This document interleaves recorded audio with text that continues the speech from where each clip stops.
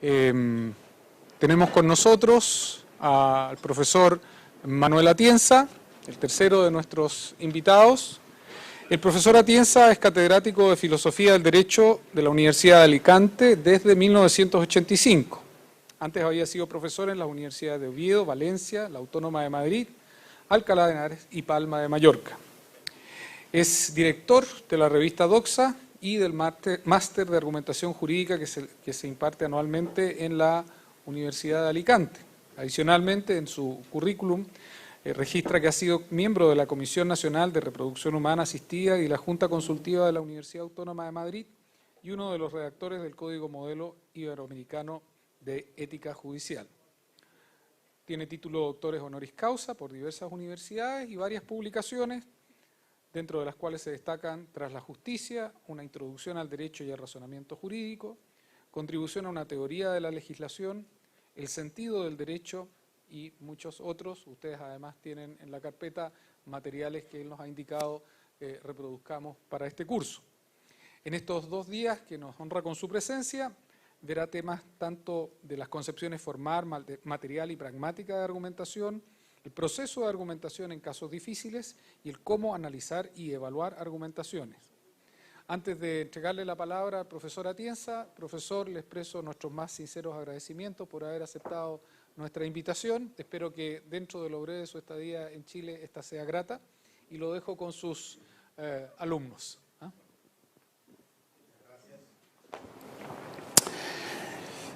Bueno, en los últimos tiempos, diríamos en las décadas que van desde la Segunda Guerra Mundial para acá, se han producido una serie de cambios muy importantes en todos nuestros sistemas jurídicos, como ustedes saben muy bien. Yo creo que podríamos decir que fundamentalmente son estos dos y de signo más bien antagónico. Por un lado, lo que hemos tenido, claro, es el fenómeno de la globalización. En general, sí que me escuchan bien, ¿no? Sí. De la globalización y, por lo tanto, de la globalización jurídica. Esto realmente ha supuesto un cambio enorme de lo que quizás los juristas no sean del todo conscientes o no siempre conscientes, pero, por ejemplo, fíjense en el desajuste que supone el que sigamos pensando el derecho básicamente. En fin, me parece que la referencia para Chile valdrá lo mismo que para España o para otros países latinoamericanos. Quiero decirles que tendemos a ver el derecho fundamentalmente como el derecho estatal, cuando esto ya no es del todo así. No lo es en términos, como sabemos, económicos, políticos, pero tampoco en términos jurídicos. Aquí, por ejemplo, ustedes tienen esto del control de convencionalidad, que verdaderamente supone un cambio bastante significativo, diríamos en términos teóricos. A la hora de plantearse cuál es la regla de reconocimiento, o sea, lo que fija las fuentes del derecho chileno. Bueno, pues entonces resulta que la Convención Europea de Derechos Humanos y la jurisprudencia de la Corte juega un papel muy importante, que es algo novedoso, o cada vez es más frecuente que los tribunales utilicen como fuentes con un valor más o menos vinculante, pero uno podría decir, pero son fuentes del derecho en el sentido que son materiales pertinentes para el juez que, por ejemplo, tiene que motivar una determinada decisión. Entonces ya no son lo que antaño eran sencillamente las fuentes nacionales. O sea que nos encontramos con este fenómeno de la globalización que, como les digo, creo que cambia mucho la escena. Porque fíjense que las grandes teorías del derecho, por ejemplo, Kelsen, que ha sido un autor muy influyente en toda América Latina y también en la Europa Latina, claro, la idea de Kelsen claramente es de identificar el derecho con el derecho estatal y con el derecho penal, con la coacción en un sentido amplio. Hoy, como saben, en la globalización pues se habla del soft law, o sea, normas que no están respaldadas con una coacción, sino que su incumplimiento tiene diversos tipos de consecuencias pero que no se parecen mucho a lo que clásicamente habíamos estudiado. A veces se dice también, porque quienes se ocupan del fenómeno de la globalización, sobre todo son científicos sociales, filósofos, economistas, etcétera, y tienden a ver el derecho sencillamente como una consecuencia de la globalización. Quiero decir, que al derecho le afecta la globalización como afecta a todas las instancias de la vida, ¿no?, de la organización social, etcétera. Pero casi nunca tienen en cuenta que el derecho, además de sufrir los efectos, es también causa de la globalización. No entenderíamos lo que ha ocurrido en nuestro mundo si no nos diéramos cuenta de cómo el derecho ha contribuido a este fenómeno de la globalización y a la instauración del neoliberalismo como ideología, diríamos, y pensamiento casi único, ¿verdad? Bueno, este es un fenómeno, el de la globalización, que distorsiona no solamente la concepción clásica del derecho, sino también la concepción más optimista que se suele tener del derecho en el Estado constitucional, claro, que es un derecho democrático, donde existe la obligación de motivar, etcétera, etcétera. Porque si se dan cuenta, en la esfera supranacional prácticamente no existe nada de esto. Y entonces, por ejemplo, los jueces nacionales se legitiman, como se suele decir, porque son los agentes que salvaguardan los derechos fundamentales de la gente. Sí, pero que se respeten o no los derechos fundamentales hoy en día en nuestro mundo, como sabemos, tiene muchísimo que ver con decisiones que no se toman en el nivel del Estado.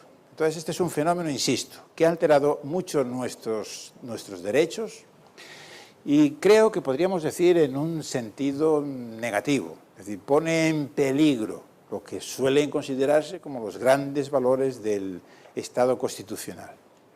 Un gran jurista de nuestro tiempo, Luigi Ferrajoli, suele decir, y yo creo que tiene razón, que el gran defecto, el gran problema de la globalización es la falta de regulación jurídica, la falta de un derecho público que regule todas estas transacciones internacionales y todo lo que ello lleva consigo. O sea, una laguna, diríamos, del derecho. Este es el principal déficit.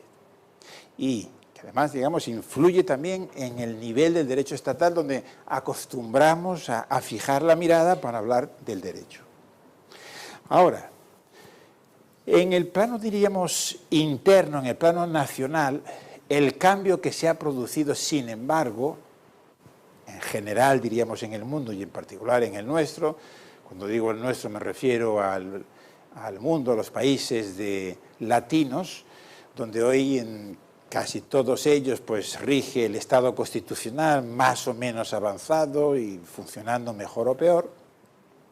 Entonces ahí se ha producido dos fenómenos que están ligados entre sí, podemos identificar.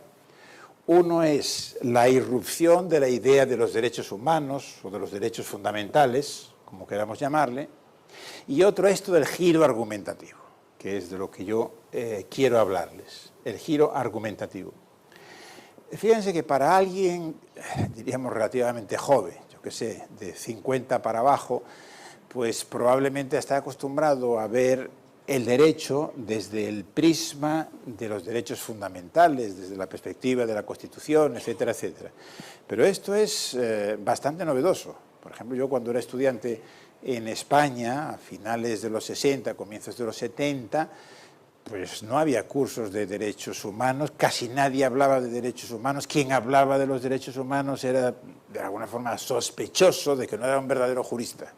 Era, diríamos, alguien que quería meter la política, ¿verdad?, dentro del derecho. Sin embargo, unas décadas después se ha alterado completamente.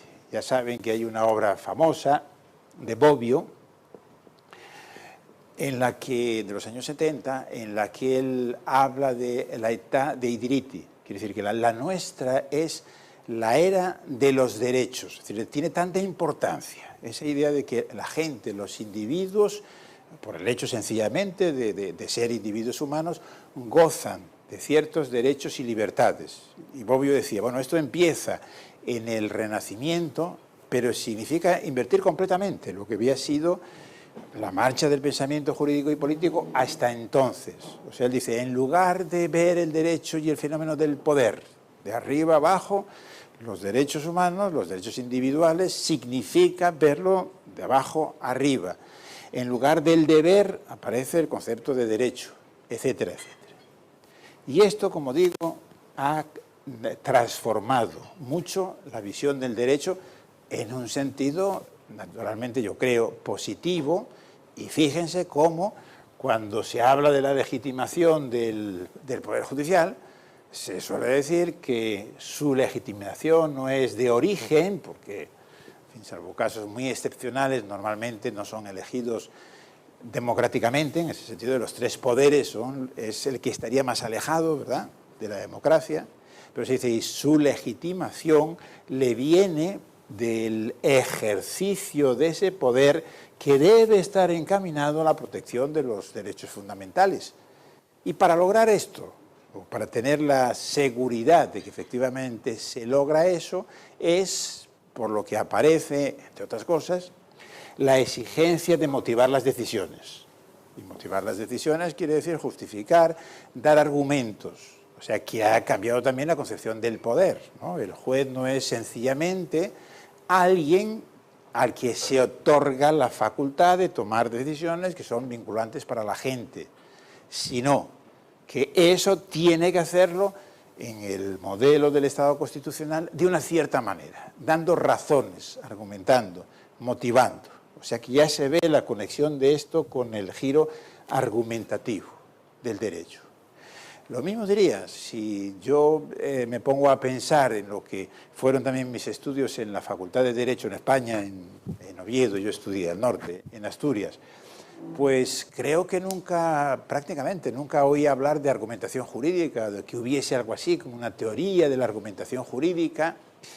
Por ahí algún que otro profesor, yo diría muy pocos, tenían la idea de que los estudiantes deberían aprender a razonar jurídicamente, pero no era esa para nada el punto central, ni la manera de entender la enseñanza del derecho, ni lo que se suponía que era formar a un jurista. Más bien, como sabemos, entre nosotros, pues el derecho ha sido considerado como una cuestión libresca, memorística, formalista. Saber derecho era sencillamente saber los contenidos de las normas vigentes. Y entonces esto que ahora se llama el giro argumentativo del derecho, pues significa un cambio importante, ¿verdad? Significa que en lugar de pensar el derecho sencillamente como un cuerpo de normas, la imagen de la pirámide kelseniana, ¿no? Y hay muchas otras que aproximadamente van por el mismo lado. El derecho es un conjunto de enunciados normativos organizados sistemáticamente que de vez en cuando pues surgen contradicciones, lagunas que hay que resolver, algo así. La idea del enfoque argumentativo del derecho cambia las cosas. Naturalmente no va a negarse que el derecho consista en normas, por supuesto que consiste en normas, pero diríamos, si usáramos así como una metáfora, ¿verdad?, de la informática, las normas es algo así como el banco de datos, pero necesitamos también el motor de inferencia para ponerlo a funcionar, para manejar esto que sería algo así como el material en bruto del derecho. Pero el derecho es una actividad con la que, a través de la resolución de los problemas jurídicos, se trata de lograr ciertos fines y ciertos valores.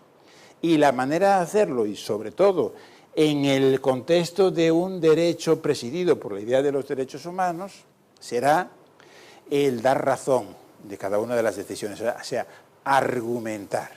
Por eso entonces argumentar está en el núcleo de lo que tendría que ser la formación de un jurista. Digamos, un jurista formado no es alguien que conoce las normas. Diríamos, en detalle, como sabemos, nadie las conoce, ¿verdad? O sea, ni siquiera los especialistas en ningún lado. Los especialistas en un sector del derecho no conocen todas las normas porque es imposible, toda la jurisprudencia, etcétera, etcétera.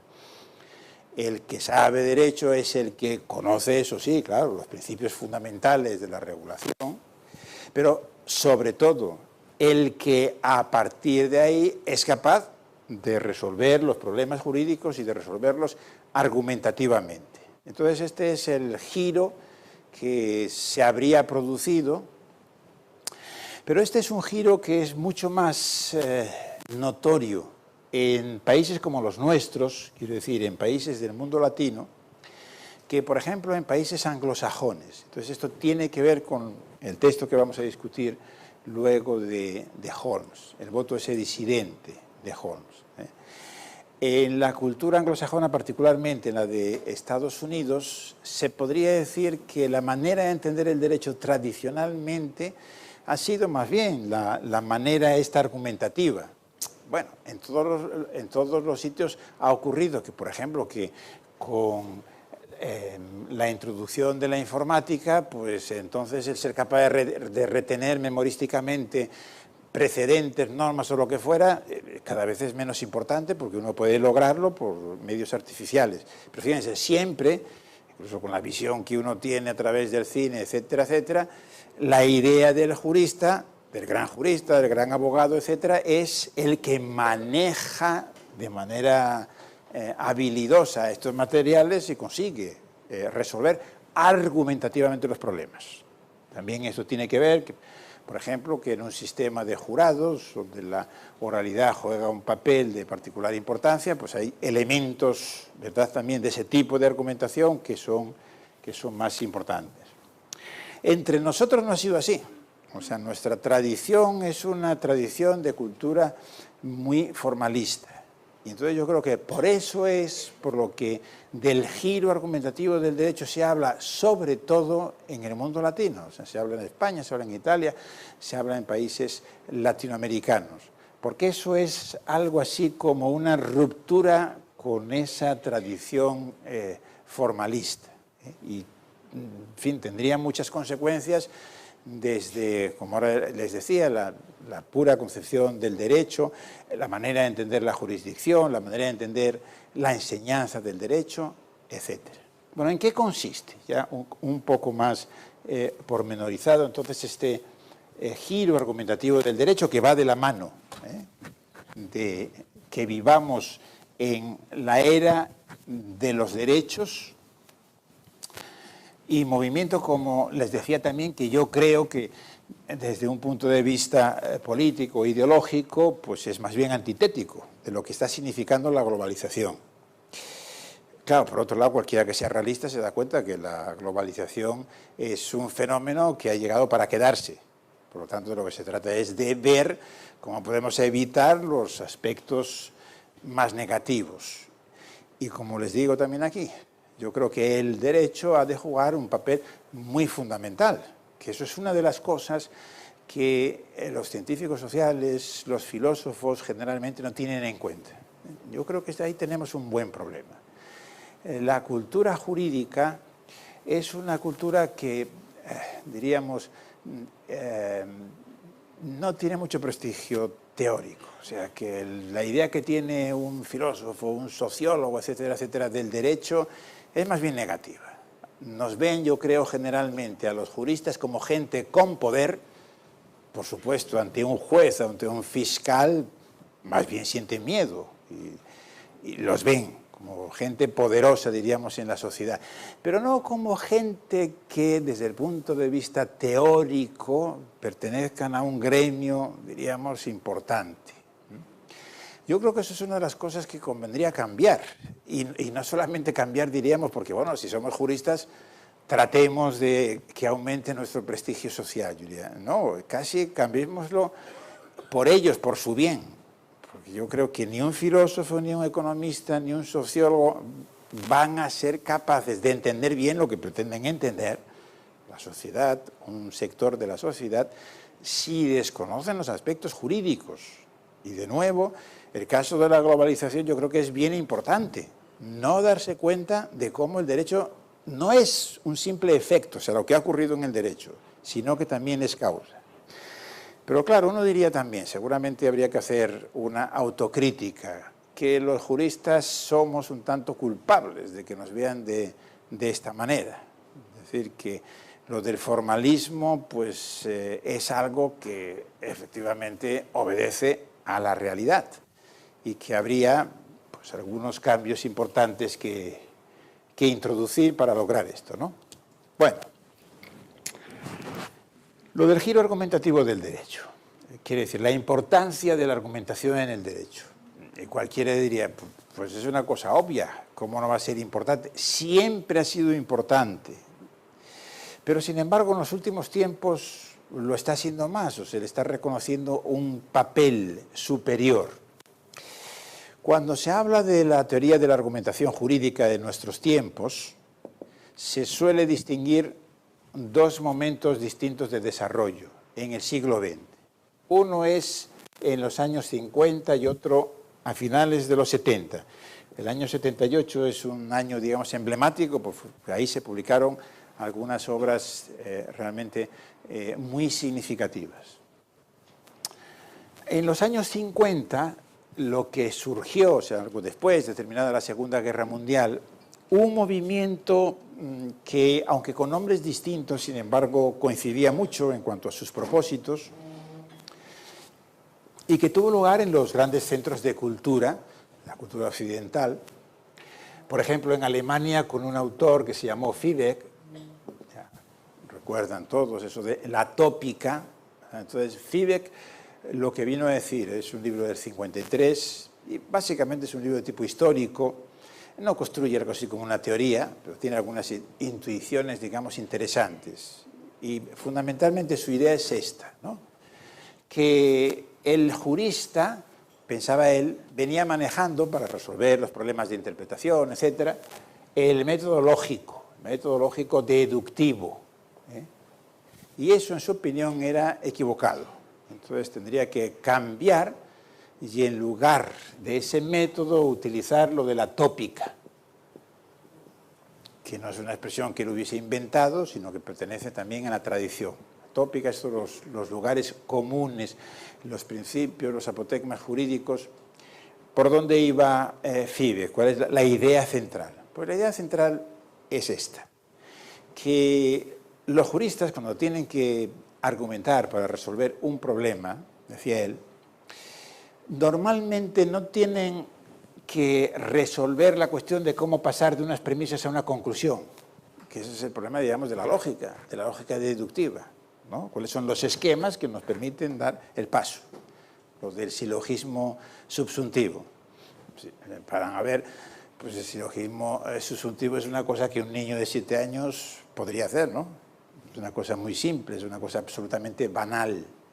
Y entonces él viene a decir, no, el problema no está ahí. El problema está en poner las premisas. ¿Cuáles son las premisas normativas? Sobre todo él estaba pensando en las normativas, de las que arrancar. Entonces esa es la tradición de la tópica.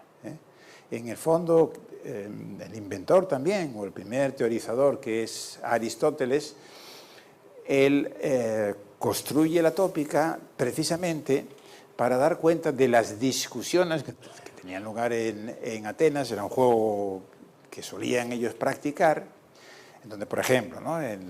en el Ágora, pues uno defendía una determinada tesis y había otro encargado de tratar de criticarle, o sea, de que no pudiese defender la tesis, un protagonista, diríamos, y un antagonista. Y entonces, claro, él se daba cuenta de que para que fuese posible esa dialéctica, esa discusión, se necesitaba tener puntos en común. Había que ver de dónde puedes tú arrancar, que es la experiencia que cualquiera tiene cuando se pone a discutir con otro. Es decir, hay que encontrar puntos de acuerdo para, a partir de ahí ya, ¿verdad?, que se desenvuelva la argumentación. Pues esta es un poco la idea de Fiebig, lo de la tópica. Entonces, lo importante no es tanto ver, que el jurista sepa cómo pasar de las premisas a la conclusión, sino cuáles pueden ser sus premisas. Y Perelman, que era un belga, pero digamos en la cultura francesa, pues en lugar de tópica habló de retórica, de nueva retórica. Pero la idea también es muy parecida, y también la retórica es una tradición de estudio de los argumentos que no es la de la lógica. sino que está basada en la idea de la persuasión. ¿Cómo hacer para persuadir a alguien? Entonces también él pensaba que en lugar de la lógica deductiva, los juristas y también la gente que se ocupaba de problemas de moral, de política, etcétera, etcétera, tendrían que volver su mirada hacia esa tradición de la retórica. ¿Cómo hacer? O sea, la técnica, cómo lograr persuadir a otro. Bastante obvio, ¿no? Que lo que tiene que hacer un abogado en relación con el jurado, en relación con un tribunal, pues es eso. ¿De qué manera arreglárselas, verdad?, para lograr el propósito de la persuasión. Y eso no es exactamente lo mismo que la lógica, porque uno puede lograr persuadir con malas artes lógicas, cometiendo, diríamos, falacias, engaños. Bueno, esa era la idea. Y luego hubo otro autor que se llamó Toulmin. Todos estos, claro, ya están fallecidos, ¿no? Toulmin en el mundo anglosajón, que entonces también él lo llamó de otra manera, pero en el fondo él volvía a la dialéctica tradicional. Entonces ahora una palabra. ¿Esto de Toulmin saben de qué va? ¿Lo han visto alguna vez o no?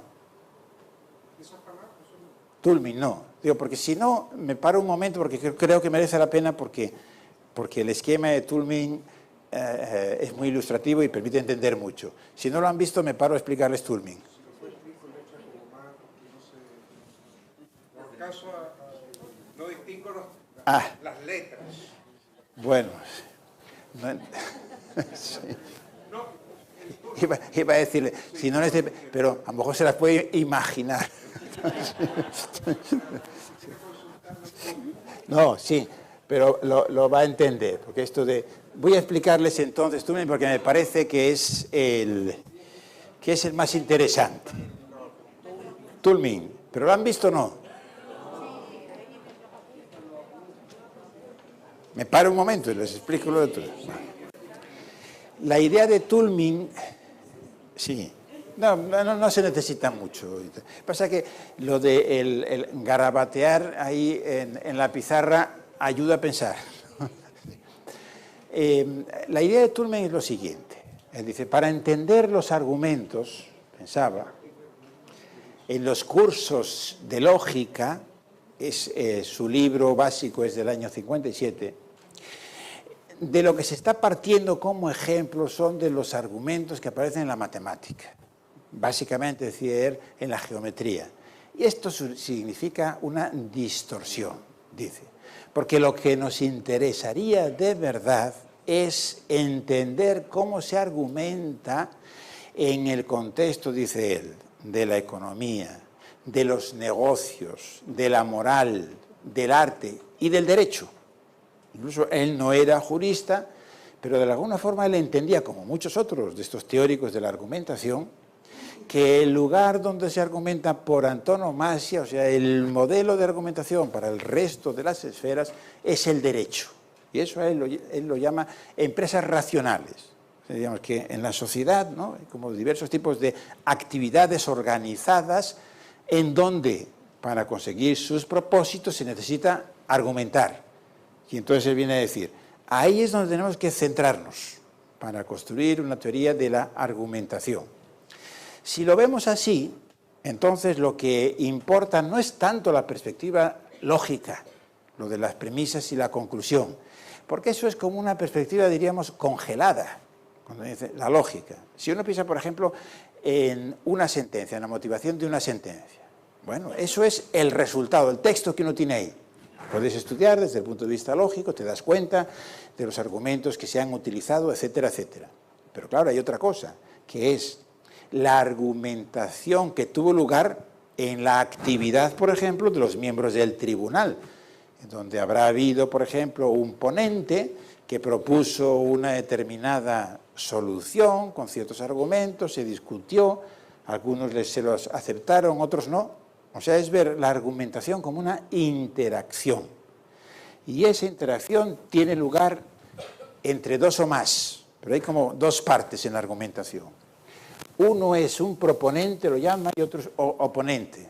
Esto es lo de los juegos dialécticos de la Edad Media, ¿no? El enfrentamiento, diríamos, de tesis, proponente y oponente. Y entonces, el modelo de Tullmin de argumentación, es decir, el esquema que él sugiere para entender y poder analizar los argumentos. Vamos a poner, él no ponía este ejemplo, es un ejemplo jurídico, además es un ejemplo famoso de este Ronald Dworkin. Vamos a ver lo que significa. Cuando se argumenta, se empieza, uno puede decir, se empieza por el final. Desde el punto de vista lógico, se empieza por el final, se empieza por la conclusión. Por ejemplo, hay alguien que está discutiendo un problema jurídico y alguien sostiene, y esto lo llamaba Tullmin, una pretensión, un claim, una pretensión. Alguien sostiene, por ejemplo, que X, imaginemos que es mi cliente, lo dice un abogado, X tiene derecho a recibir la herencia de, ustedes dicen Y, nosotros decimos Y, pero hay que acostumbrarse a decir Y, ¿no? Es lo que ha dicho la Academia de la Lengua. Ustedes dicen Y en vez de Y. Ah, no, dicen Y. Ah, dicen Y. Pues en el resto de los lugares dicen Y, creo. Pues Y. Tiene derecho a recibir la herencia de Y. Esto ha dicho el proponente. La otra parte, pues yo digo, es una manera dialéctica, interactiva, ¿no?, de entender la argumentación. La otra parte puede ser que diga, pues sí, tiene razón. Y si dice, tiene razón, quiere decir, pues no hace falta argumentar. Ya está, hemos llegado a un acuerdo, se acabó. Pero es posible que diga, bueno, ¿por qué dices eso? ¿Cuáles son tus argumentos? Y entonces eso quiere decir que el proponente, así era un poco como lo dibujaba Tullmin, que el proponente tiene que dar una serie de razones, diríamos, concretas, las que él llamaba ground, digamos, como bases, fundamentos de lo que dice. Y puede ser una, puede ser varias. Por ejemplo, aquí, pues podría ser uno de esas razones es este, es decir, el causante puede ser Y ha fallecido, ¿verdad? El otro le puede todavía cuestionar, ¿por qué dices eso? Pues le presenta, diríamos, el certificado correspondiente y llegan al final, de acuerdo, Y ha fallecido. Y otro de estos argumentos es que el X, que pretende acceder a la herencia, es descendiente de Y, el único, por ejemplo, el nieto. De nuevo, puede haber cuestiones de prueba para que efectivamente quede bien consignado que lo sea. En ese momento, entonces, el oponente le dirá, bien, concuerdo contigo en esto, pero todavía eso no es suficiente para que yo vaya a aceptar tu pretensión. Quiere decirse que el proponente tiene que dar ahora una razón de otro tipo. Una razón, diríamos, más general, de carácter más general. Fíjense que el esquema que pone Tullmin es muy pregnante y muy simple, por eso yo creo que ayuda a entender mucho de la argumentación, ¿no? Es una razón que él llamaba, Warren, diríamos, una garantía. Una razón de tipo general, pero fíjense, la flecha indica, ¿no?, que da fuerza para poder pasar de aquí a aquí. Es lo que el otro le está pidiendo. Una razón para poder pasar de esto que ya te ha aceptado a esto otro. Y el proponente entonces le puede decir, pues mira, que hay una norma del Código Civil, por ejemplo, que se aplicase al caso, que dice que cuando alguien fallece y deja como único descendiente a un nieto, pues este es el que tiene derecho a acceder a la herencia. Y a esto lo llama garantía. Y fíjense también que es una razón de un porte algo distinto de estas otras, ¿eh? Funcionalmente juega un papel diferente. De nuevo, es posible que el otro se conforme, que bueno, de acuerdo, tiene razón, por lo tanto, este tiene derecho a recibir la herencia. Imaginemos que es un pleito y que resulta que hay algunos otros por ahí, o el Estado, que quiere quedarse con la herencia. Pero es posible que el oponente todavía diga, bueno, pero ¿por qué sostienes esto? ¿Por qué dices tú que efectivamente cuando alguien fallece sin dejar testamento, entonces le está pidiendo otro tipo de razón al que Tullmin llamó backing, nosotros diríamos respaldo? Y entonces en este caso el respaldo podría ser decir, mira, esa es una norma del Código Civil que está en vigor. Y si vas más para allá todavía, pues habría el último respaldo, sería algo así como lo que Hart llamaba la regla de reconocimiento, ¿no? Las fuentes últimas, los criterios últimos del ordenamiento jurídico. Entonces, este es un... Si piensan un poquito, se dan cuenta que es como lo mismo que el famoso silogismo subsuntivo, pero visto de otra manera. Visto de otra manera.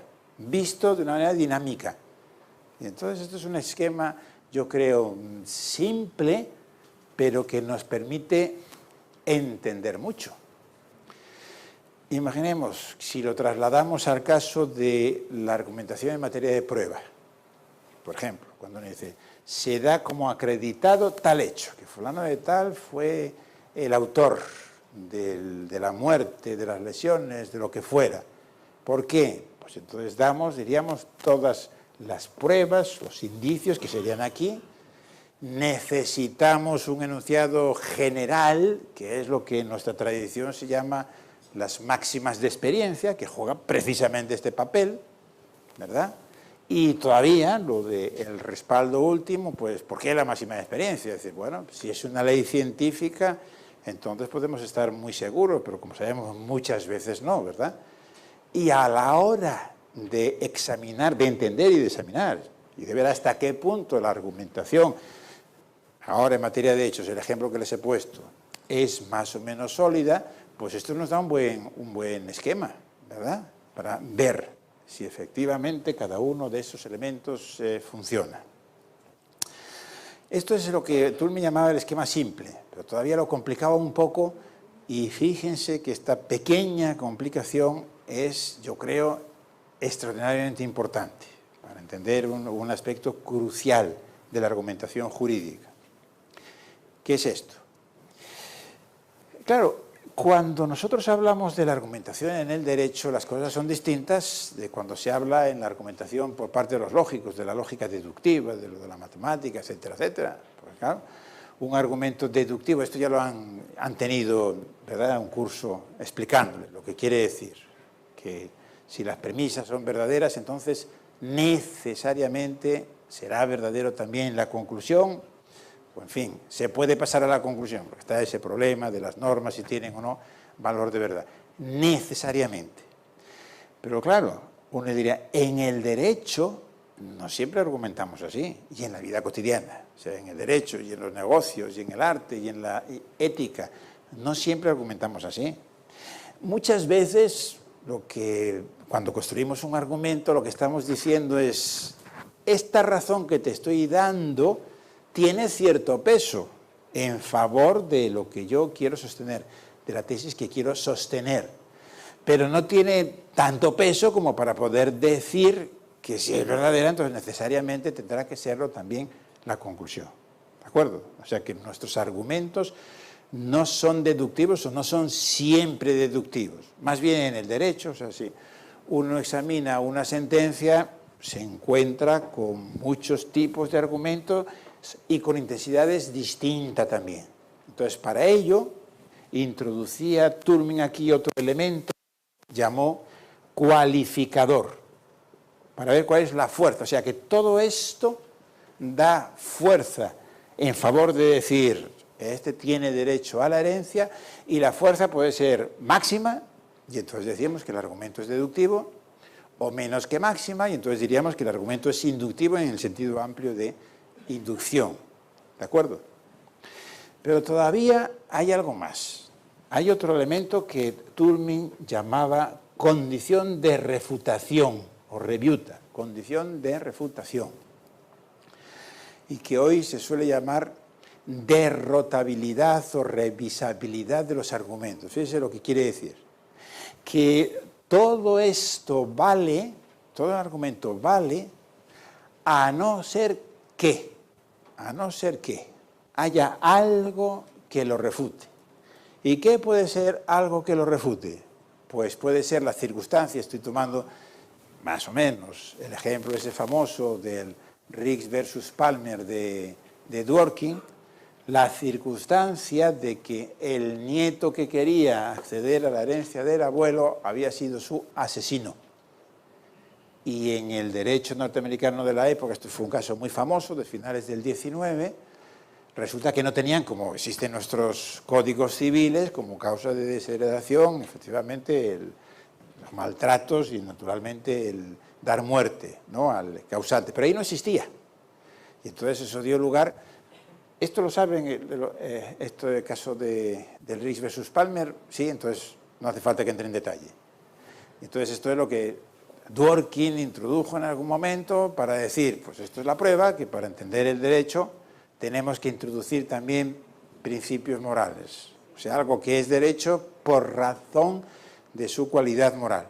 Pero lo que a mí me interesa, si eso lo proyectamos en el esquema de Toulmin, entonces, en una argumentación compleja en el derecho, tendríamos que ver todos estos elementos. Entonces, la idea de Toulmin es que no es la lógica deductiva, lo que ha de servirle al jurista o el que se ocupa de argumentos que tienen que ver con las empresas racionales, sino este modelo suyo, que ahora suele llamarse la lógica informal, que es una palabra que no es muy clara, porque no es que no haya forma en los argumentos, hay una forma. Lo de informal quiere decir que no es la lógica clásica, que se llama lógica formal y que hace abstracción de los contenidos. ¿Les parece que lo de Toulmin sí que tiene interés? Es interesante. Bueno, pues eso, y ahora volvemos. ¿Pero alguien quiere hacer algún comentario sobre esto? No, esperamos al final. ¿Esperamos al final? ¿Sí? ¿O alguien quiere hacer alguna pregunta? No. ¿Se aburren? No. Porque si se aburren, lo de las preguntas sirve también un poco, ¿verdad? Como de distracción. Bien. Regreso al esquema que estaba usando. Y era que esto de la argumentación jurídica en el siglo XX había tenido dos momentos de desarrollo. Uno en los años 50, y decíamos en cada uno de los grandes ámbitos culturales, pues bueno, hay un autor, diríamos, hay una tendencia que en realidad van por caminos no exactamente idénticos, pero parecidos. Y en el mundo de lengua española tenemos dos autores interesantes de esa época, uno incluso de una época anterior, que son Recasens Sitges, que fue un español que luego se exilió en México, que entonces él habló de una lógica de lo razonable. Bueno, esto se lo imagina, que ponga aquí razonable, ¿no? Pero da igual, ¿qué más da? Razonable. Razonable, quiere decir que en lugar de la razón lógica, deductiva, en sentido estricto, él apela a eso de lo razonable. Y luego voy a hablar un poquito de otro autor uruguayo, que yo diría que es uno de mis favoritos, que fue Vaz Ferreira. Este Vaz Ferreira habló de una lógica viva. Lógica viva. Estamos en lo de los precursores, lógica viva. Lo de Recasens Sitges. Lo que venía a decir Recasens Sitges es, de nuevo, muy parecido a lo de los otros, incluso lo dijo antes, que el método de la lógica le servía al teórico del derecho a la hora de construir sus conceptos. Ahí sí, ahí la lógica, diríamos, se aplicaba para construir el concepto de norma, de sanción, etcétera, etcétera. Pero no le servía, al contrario, que le llevaba a equivocarse, a tomar malas decisiones, la lógica, si siguiera el método de la lógica, en relación con problemas de interpretación, por lo tanto de argumentación, de lo que estamos tratando. El ejemplo que ponía varios ejemplos, Recasens Sitges. Uno quizás es el más simple, pero puede ayudarnos a entender mejor el punto. Él tomaba un caso parece ser que había ocurrido, que algún autor también importante de la época había utilizado alguna vez. de una estación de ferrocarriles en Centro Europa, donde había un letrero que reflejaba una norma del reglamento de ferrocarriles que prohibía que se pudiera ingresar a un andén acompañado de perros. Esa era la prohibición. Prohibido que entren los perros al andén de los pasajeros. Y un buen día parece que se presentó un aldeano del lugar con un oso y pretendió entrar. El que estaba a cargo de esto le dijo, no puede usted entrar. Y él, debía ser uno de estos, nosotros en España quizás diríamos un campesino gallego, ¿no? Estos son particularmente, diríamos, inteligentes en realidad, ¿no? Le dijo, pero ¿cómo no? Dice, aquí lo que está diciendo es que prohibido entrar los perros. Mire bien, este no es un perro, este es un oso. Por lo tanto, tengo que poder entrar. Entonces, la idea de Recasens-Sitges es la siguiente. Dice, bueno, si un jurista tratase de resolver este simple problema interpretativo, de acuerdo con la lógica, o sea, si dijera, mi método es la lógica, la voy a aplicar para resolver este caso. Entonces, según Recasens-Sitges, tendría que decir, pues este señor puede entrar con el oso porque la prohibición era para los perros. Y luego añadía él, pero si el jurista, en lugar de estar informado en la lógica matemática, esta, formal, siguiera lo que yo propongo, que a su vez lo tomaba de su maestro Ortega y Gasset, la lógica de lo razonable, entonces no razonaría así, razonaría de una manera distinta, de la buena manera. Diría, ¿por qué en el reglamento de ferrocarril se establece la prohibición para los perros? ¿Por qué? Yo diría, bueno, porque se quería evitar molestias a los pasajeros que estuviesen en el andén. ¿Y por qué se dijo solamente los perros? Porque normalmente lo que había ocurrido, o sea, la causa de que se estableciese la prohibición es que de vez en cuando aparecía gente con los perros y que molestaban. Y a nadie se le había ocurrido que alguna vez surgiese esa circunstancia. Entonces decía Recasens-Sitges, si en lugar de la racionalidad lógica formal uno operase con la razonabilidad, pues resolvería de esta manera el asunto. Y entonces diría, no, hay que interpretarlo teniendo en cuenta cuál es el propósito subyacente a la norma. Por lo tanto, el del oso se queda fuera también. ¿De acuerdo?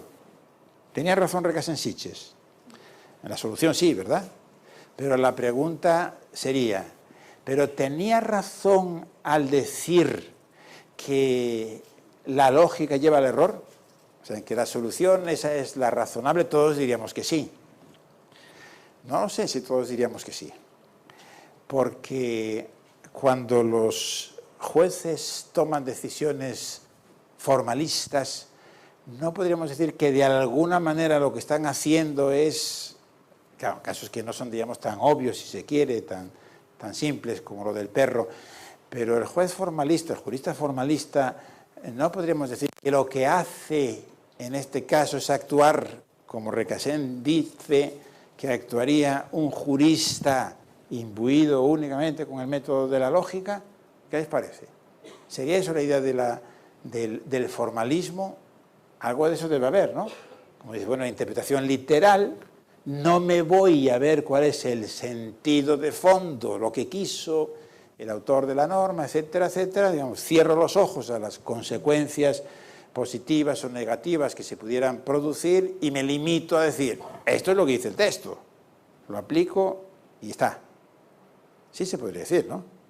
Más o menos este es el defecto del formalismo. Este es un caso trivial, pero los hay muchos casos formalistas, ¿o no? Sí lo sabría, ¿no? Y entonces la culpa de que los jueces sean formalistas y los jueces deben ser formalistas, no. ¿O sí? Esto lo dejamos para la siguiente sesión. Pero como anticipación. Pero la pregunta que les quiero hacer, según Recasens, la culpa de que el jurista, ante este caso tan sencillo, fíjense que es interesante porque es una especie como de argumento a fortiori, con mayor razón, o sea, Si en un caso tan simple como este, seguir la lógica, el método de la lógica, nos imposibilita encontrar una solución aceptable, ¿qué no vamos a decir de los casos más complejos?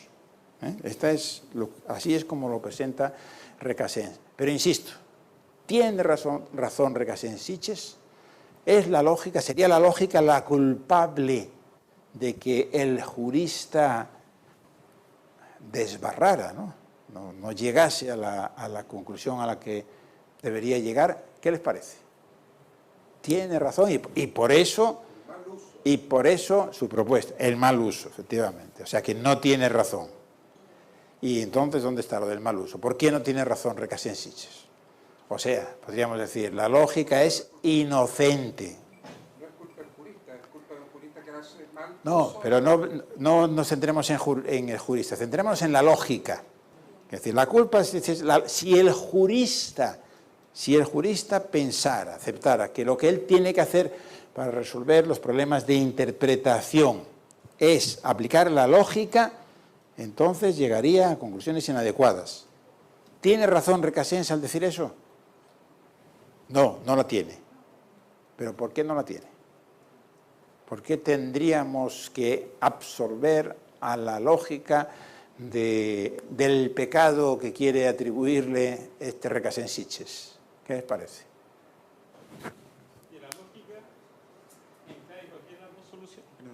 Porque la lógica empleada en cualquiera de las dos soluciones está bien aplicada. Cualquiera de las dos soluciones a lo que yo pueda llegar, tanto de permitir al oso como de prohibir al oso, la lógica está deductiva, correctamente aplicada. Pero entonces si la lógica vale para todo, no vale para nada.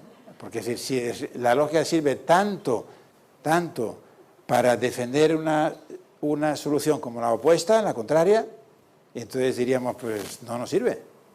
Pero va por ahí la respuesta. ¿Es necesario agregar otros elementos? Estoy haciendo trampa, pero es para tratar de ver dónde está el asunto.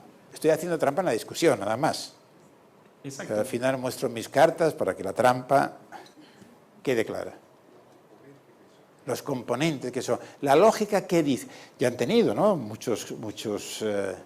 Unas cuantas horas sobre la lógica, ¿no? La lógica, ¿qué le ofrece al jurista? Al jurista a cualquiera que tenga que razonar. Una herramienta, un esquema.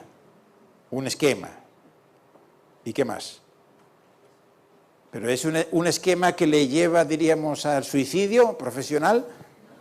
No, ¿por qué no? O sea, tiene razón Recasens-Sitges.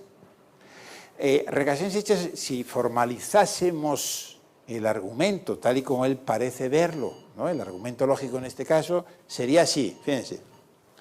Si algo es un perro, o sea, un modus ponens, ¿no? Si algo es un perro, entonces está prohibido entrar.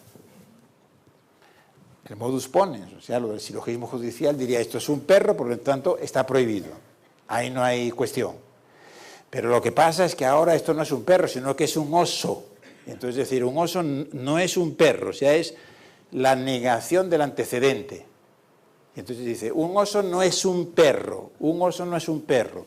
Y de ahí deduce Recasens, por lo tanto, no está prohibido ingresar, y no está prohibido ingresar quiere decir que está permitido ingresar, ¿no? Es lo mismo, está permitido ingresar.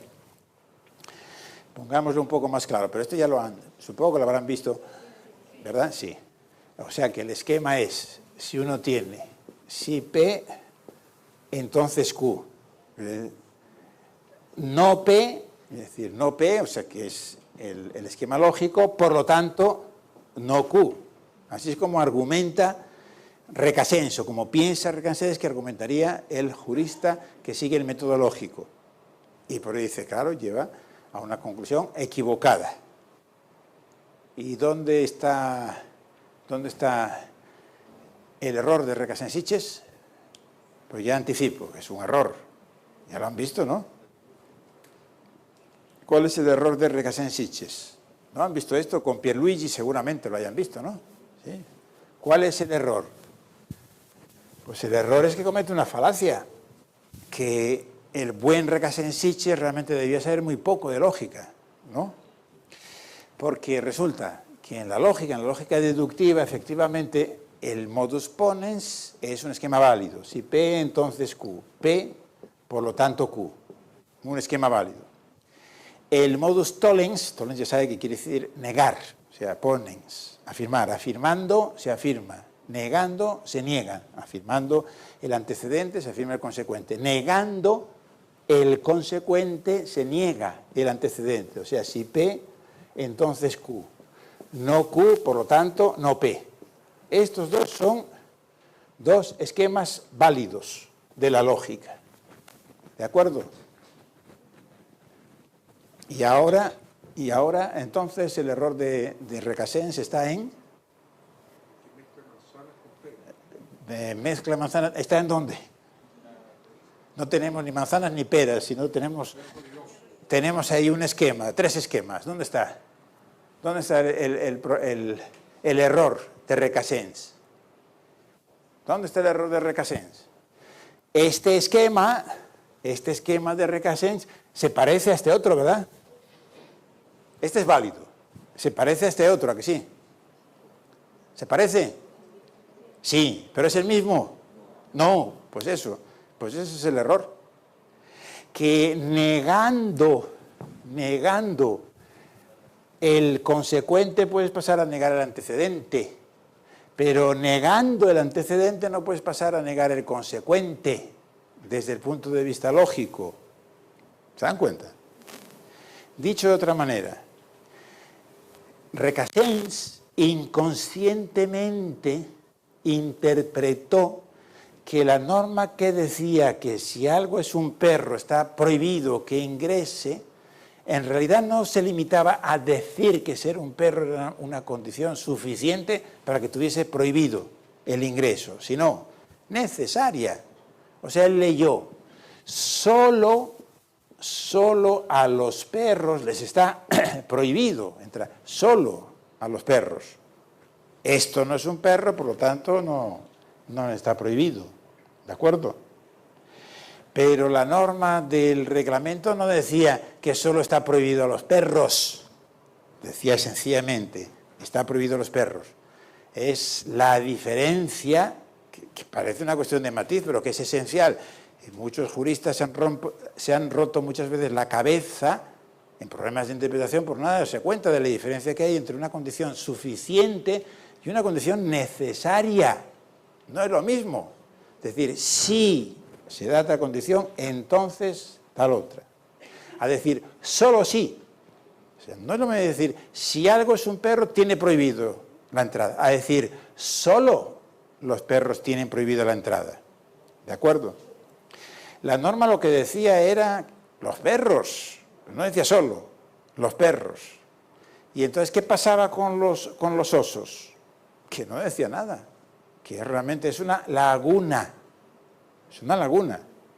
Pero Recasens no se dio cuenta y lo interpretó como si estuviese diciendo solo. Pero la lógica bien entendida aquí te ayuda a entender el problema y a resolver el problema.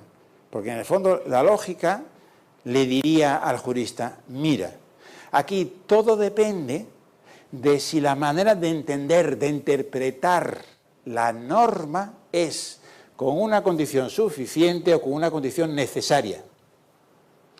Si tú interpretas que lo que está diciendo ahí el autor es que solo está prohibido para los perros, entonces efectivamente los osos pueden entrar.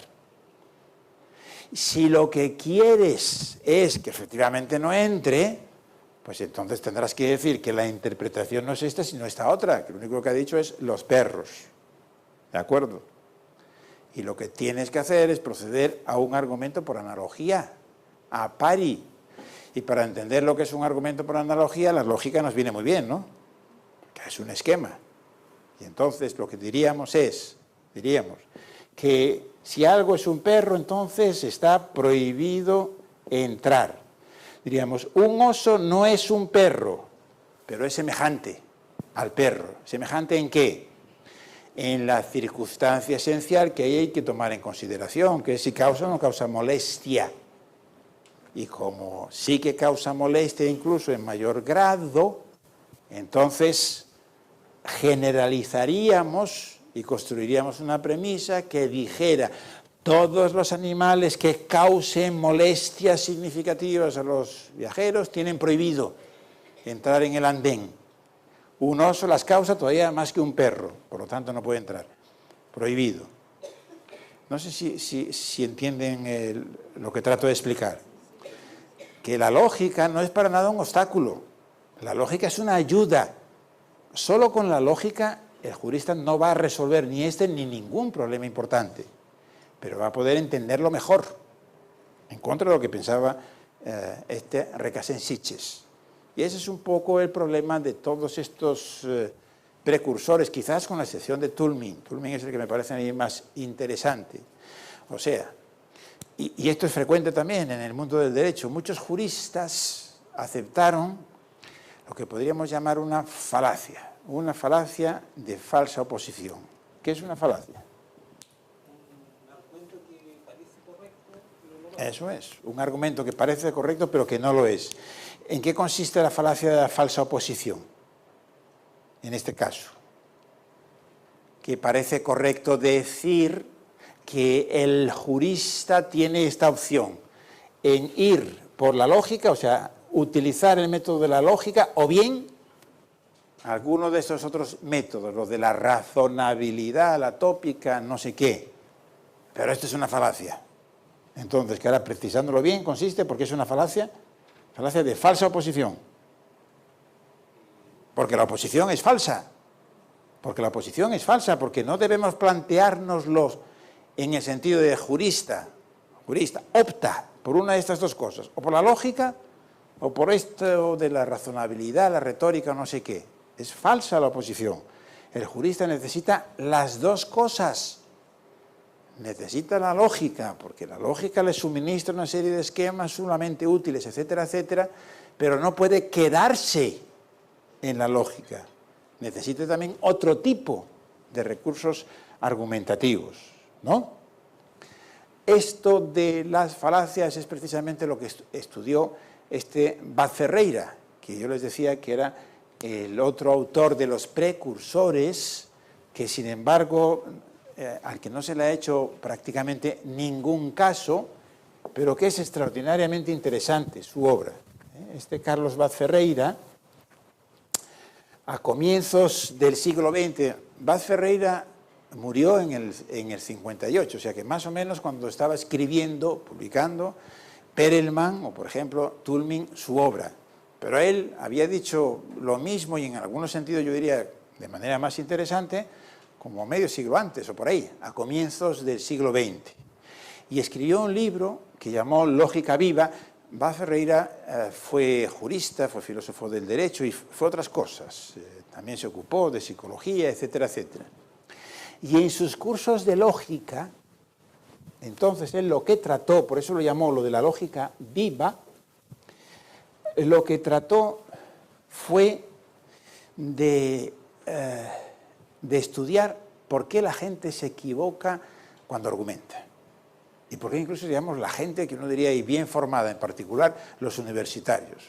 Él ponía ejemplos de discusiones en la junta de facultad, en la junta de universidad. No hay manera ahí de discutir nada bien. Esto es un desastre.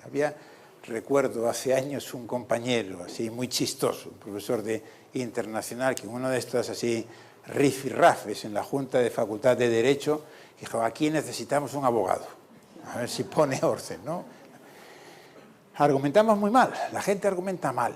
Ese era lo que le preocupaba a Vaz Ferreira, y por eso decía, un curso de lógica no tendría que centrarse tampoco en esos esquemas que se suele estudiar habitualmente, sino tendría que partir de los razonamientos reales que se llevan a cabo en eso que luego Toulmin llamó lo de las empresas racionales, y tratar de ver por qué argumentamos mal, por qué con mucha frecuencia argumentamos mal. Y eso es la teoría de las falacias, que efectivamente las falacias son los malos argumentos que parecen buenos. Este pobre Recasens Sitges, por ejemplo, fue víctima de una falacia, ¿verdad? Cuando nos presenta esto de el logos de lo razonable, La falacia le hizo equivocarse y pensar que entonces, para resolver problemas interpretativos, los juristas no tenían que estudiar lógica o que saber lógica. Tuvo consecuencias muy funestas. Seguramente haya tenido que ver con que no haya habido cursos de lógica por mucho tiempo en muchas facultades o muchas universidades. ¿De acuerdo? Las falacias. O sea que hay, los argumentos podemos clasificarlos así. Hay buenos argumentos, hay malos argumentos, quiero decir, manifiestamente malos argumentos, que se ve enseguida que es un mal argumento, ¿verdad? Y esos en realidad no son tan peligrosos, porque no engañan. Entonces el problema está con esa categoría intermedia de los malos argumentos, pero que parecen buenos. Y eso es a lo que se le llama falacia, o falacias. Los malos argumentos que parecen buenos.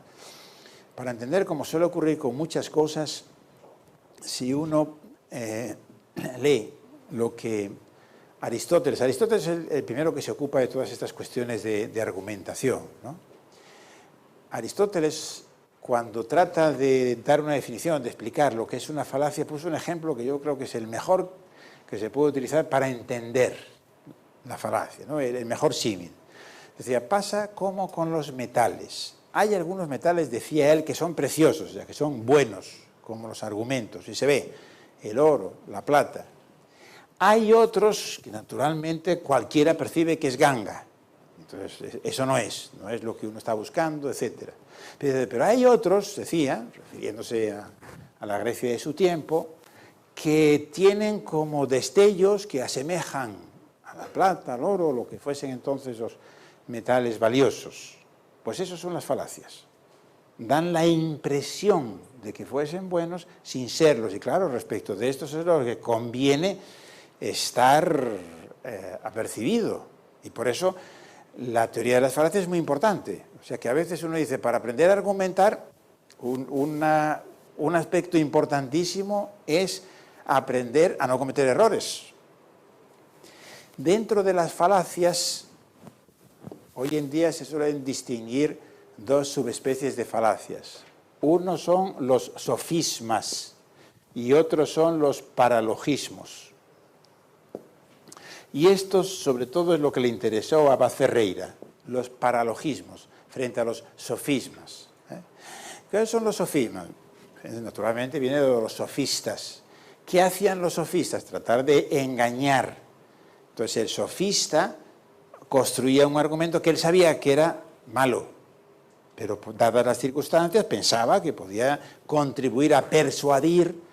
Y fíjense cómo todo esto de las falacias tiene que ver particularmente con la argumentación oral, con la oralidad. Esto que se ha introducido en todos nuestros países, la oralidad, ¿no? Yo creo que hemos construido una especie de mito de la oralidad. Sin embargo, fíjense, Perelman, cuando él dice, yo en lugar de hablar de retórica, quiero hablar de nueva retórica. ¿Por qué nueva? Pues porque yo quiero ocuparme de la retórica escrita y no de la retórica oral. Porque es que resulta que el engaño, es decir, este sentido con el que todavía peyorativo, ¿no?, con el que seguimos refiriéndonos a la retórica, tiene que ver con la oralidad. Es decir, la posibilidad de cometer falacias, de engañar, aumenta mucho con la oralidad. Cuando los argumentos son escritos, cuando el discurso es escrito, es más difícil engañar a otro. ¿Esto qué le parece? ¿Será cierto? Sí. Entonces, la razón de introducir la oralidad es el deseo de engañar masivamente a los juristas, a los clientes o algo así. No, ese no es el deseo, pero puede haber cierta inadvertencia y no darse cuenta de que efectivamente la oralidad tiene sus ventajas y algunos inconvenientes muy considerables. Y precisamente por eso uno diría que en los momentos procesales particularmente importantes, ahí habría que exigir siempre la escritura. Es la experiencia que tiene todo el mundo, ¿no? Yo que sé, un profesor, cuando das una clase, la preparas oralmente, lo dices y parece que la cosa funciona. Y a veces te dicen, ¿por qué no escribe eso? Y se lo publicamos y te pones a escribirlo. Y cuando empiezas a escribirlo, dices, no, esto no corre, esto no va. Les pasa también a los jueces, les pasa a todo el mundo. ¿Por qué? Hay ahora psicólogos que han puesto de manifiesto que en realidad tenemos todos como dos sistemas de pensamiento. Hay un pensamiento rápido y un pensamiento lento. El pensamiento rápido nos es muy útil, parece que está ligado, ¿verdad?, con la evolución, etcétera, etcétera, para resolver problemas, digamos, de manera rápida, y si no, no funcionaríamos. Pero hay otros momentos en donde esto ya no vale. La intuición, diríamos, se necesita un pensamiento lento, reflexivo. Según dice, por ejemplo, el cálculo matemático. Hasta los matemáticos avezados al cálculo necesitan pararse y pensar, ¿de acuerdo? Entonces eso tiene que ver a su vez con lo de la oralidad y la escritura. La oralidad es el vehículo del pensamiento rápido, que es muy importante, por supuesto. Pero el riesgo está en que esos otros momentos del pensamiento lento, momentos reflexivos, juegan un papel muy importante para no cometer errores. Claro, hay veces que uno dice, aunque cometa algún error, pero la rapidez es un valor y puede ser un valor que derrote a los otros. Otras veces no. Por eso, como les decía, lo del mito de la oralidad. La oralidad tiene ventajas, claro, sobre todo la celeridad, etcétera, etcétera. Pero ojo, porque tiene también ese inconveniente que tiene que ver con lo de las falacias y los engaños. Y si uno tiene que dar la sentencia inmediatamente, por los papeles que me han dicho, así ocurre en Chile, ¿no?, en algunos casos, inmediatamente. Has oído, sentencia. Y básicamente has oído. Y luego si te pones a reflexionar, a lo mejor resulta, pues me había equivocado. Pues ya no puedes, ¿no? Ya no puedes. Bueno, las falacias, sofismas y paralogismos. Sofismas, cuando es intencionadamente, o sea, el sofista llevaba a los otros al error, pero él no se equivocaba, él sabía, intencionadamente engañaba. Paralogismos es otra cosa. Paralogismo, por ejemplo, es lo que le sucedió a este Recasens Sitges. Recasens Sitges no quería engañar, pero engañó. Y esto es lo que se llama paralogismos. Y eso era el centro, eso fue el centro de trabajo de este Vaz Ferreira. Y le parecía que eso era como el gran flagelo del funcionamiento de las instituciones, diríamos, los paralogismos. Por ejemplo, sobre esto de la falsa oposición, que hemos puesto un ejemplo. Vaz Ferreira, que también era jurista, en un momento determinado, él dijo que se consumía una inmensa cantidad de tiempo en falsos problemas, porque la gente no se daba cuenta con mucha frecuencia de eso, de la falsa oposición, del paralogismo de la falsa oposición.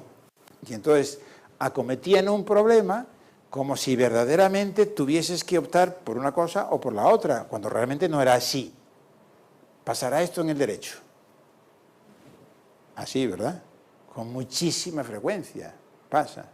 La confusión entre problemas explicativos y normativos, entre ver cómo son las cosas o cómo debe ser. Y a veces, digamos, sin darnos cuenta, las entremezclamos. Ejemplo de eso, yo creo, la idea de motivación, de motivar una sentencia. Estoy siendo demasiado largo. A ver. La diferencia más concreta entre el sofismo y paralogismo, aparte de la intencionalidad, ¿solo eso? ¿Uno incurre en error, el otro lo hace con la intención? Meramente es una clasificación, es decir, una clasificación de las falacias. Y fíjense, yo en algún momento traté de desarrollar esto, y esto yo creo que puede ser un buen ejemplo donde se ve cómo el derecho tiene un potencial enorme, y cómo si quienes hacen teoría de la argumentación supieran derecho, a lo mejor les podría venir muy bien. Porque uno dice, pero ¿y de qué va esa distinción entre sofismas y paralogismos? Del dolo y la imprudencia, sin más. Podríamos decir, ¿qué son las falacias? Son ilícitos argumentativos, actos ilícitos que cometemos en la argumentación, ¿verdad? Y los ilícitos pueden ser a título de dolo o a título de culpa o imprudencia. Y eso es lo que se ha llamado así. Pero si además, si somos juristas, sabemos que la categoría del dolo y la categoría de la culpa se ha precisado y modalizado muchísimo. Y entonces podríamos todavía enriquecer esto, ¿no? Y hay el dolo eventual, y hay la imprudencia grave, etcétera, etcétera. Entonces, fíjense que la perspectiva del jurista, por eso se equivocan tanto, yo creo, los científicos sociales y los filósofos. Por algo, el saber jurídico es el saber social de más larga data, claro. De alguna manera, en nuestras instituciones, en nuestras tradiciones, está reflejado un montón de distinciones útiles, conceptos, clasificaciones. Si atendemos a ello, creo que efectivamente podemos progresar mucho en nuestro conocimiento, ¿no? Profesor, una consulta.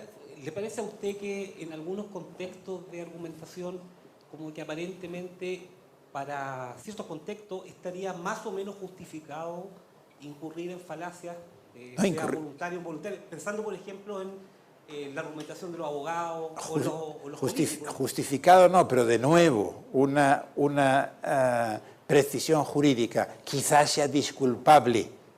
Justificado no, pero que podríamos entender como disculpable, pero no justificado. Es más, el esfuerzo que uno tiene que hacer para argumentar bien es no cometer falacias, pero sobre todo, ¿por qué es importante saber algo sobre teoría de las falacias? Para que no te engañen. Sobre todo. Bueno, y uno diría, y a lo mejor no viene mal saberlo para ganar un asunto, ¿no? O sea, si estás en una situación en que tú sabes algo de teoría de la argumentación y todas estas precisiones y el otro no lo sabe, pues a lo mejor resulta que estás en una posición de ventaja. ¿De dónde se sigue? ¿Por qué merece la pena estudiar argumentación al jurista? Para estar en una situación ventajosa, ¿no? ¿Y debe estar en una situación ventajosa el jurista? Sí, pero debe ser buena persona. No aprovecharse. Pero sobre todo, digamos, que no te engañen. Uno diría, al menos estar, diríamos, en el mismo nivel que el otro y no vaya yo a perder el pleito sencillamente porque el otro resultó más hábil. Sabía cosas, sabía ese tipo de manejos que yo no sabía. Pero ¿les parece que es cierto esto de la oralidad? Que todos este tipo, digamos, de engaños son mucho más probables en contexto oral que en contexto escrito. Sí, ¿verdad? Entonces, a lo mejor tampoco es un argumento para estar así frontalmente en contra de la oralidad, pero para pensar, ojo, que entonces a lo mejor hay que rediseñar bien los procesos y ver que hay que combinar adecuadamente oralidad y escritura. ¿Y dónde está el mito de la oralidad? Que yo creo que vivimos bajo el mito de la oralidad. Y el mito consiste en esto, en pensar que cuanta más oralidad mejor y cuanto menos escritura también mejor. Pues no, depende. En algún contexto, para algo sí, pero no de manera general. Y eso sería otra falacia, la falacia de la generalización apresurada. ¿Qué quiere decir? Generalizar apresuradamente. O sea, que del hecho de que la oralidad sea mejor para un aspecto concreto, infiramos que es mejor para todo. Generalicemos indebidamente, ¿no? Esa es la cuestión. Bueno, aquí lo que me ha ocurrido es que nos va a faltar el tiempo. Es decir, o nos va a faltar el tiempo o nos va a sobrar el programa, ¿no? Pero hay que ajustarlo. Díganme si les hablo de cosas que ya saben, adviértanmelo un poco para que evitemos redundancias. Bueno, como quiero entrar ahora, no sabemos nada, eso es muy pretencioso, ¿no? Ya sabe, ¿no? Solo sé que no sé nada, o sea, y entonces ya se sabe más que el otro que cree saber pero no sabe. Es lo de Sócrates. Es lo de Sócrates, ¿no? Por eso Sócrates, cuando fue al oráculo de Delfos, se encontró con la sorpresa de que el oráculo le dijo, tú eres el más sabio. Y dice, pero ¿cómo voy a ser yo el más sabio si yo realmente no sé nada? Todos son dudas, etcétera, etcétera. Y luego fue a interrogar a sus conciudadanos y dijo, efectivamente, soy más sabio, porque al menos yo soy consciente de mi ignorancia y los otros creen saber, pero no saben. Por eso es muy pretencioso, eso de saber que uno no sabe, ¿no? Fíjese lo que le iba a decir. Yo creo que el no saber casi nunca es un problema. El mayor problema es creer que se sabe cuando no se sabe. Por ejemplo, el caso, yo qué sé, los estudiantes. Cuando tú ves un estudiante no sabe, no ha estudiado, bueno, no hay ningún problema, ya estudiará, ya aprenderá, etcétera, etcétera. El verdadero problema son los estudiantes que creen que sabe algo y te das cuenta que no, y que todo es confusión. Y claro, porque decir que además no lo vas a aprender, no solamente es que no sepas, sino que no lo vas a saber, no lo vas a aprender. Así que tranquilo. En el fondo, el que más sepa, hoy sabe una minúscula parte, ¿verdad?, del conocimiento. O sea que en el fondo todos estamos nivelados. Somos aproximadamente igual de ignorantes, ¿no? Porque es decir, el cúmulo de conocimientos es tal. Hay estos cálculos, esto que le gusta hacer a los estadounidenses, cuando dice un especialista en una materia, parece que a lo mejor ha leído, un especialista, no ha llegado a leer ni el 5 o el 6% de lo que se publica. Bueno, pero a lo mejor tampoco hay que saber tanto, ¿no? En esto de la argumentación, sinceramente, yo creo que lo que hay que saber de conocimientos teóricos son relativamente pocos. Hay que saberlos bien, pero es poco. Porque también la argumentación es una cuestión teórica y práctica. Yo una asignatura de argumentación, a mí siempre me gusta poner argumentación jurídica, diríamos, 2 puntos, teoría y praxis.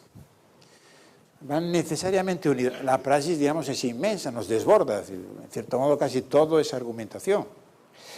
Pero si uno tiene los conocimientos básicos teóricos, claro, luego necesita experiencia práctica para que efectivamente lo vaya aplicando y vaya, diríamos, mejorando sus capacidades, ¿no?, argumentativas. Pero no es tanto lo que hay que saber, insisto, no es tanto.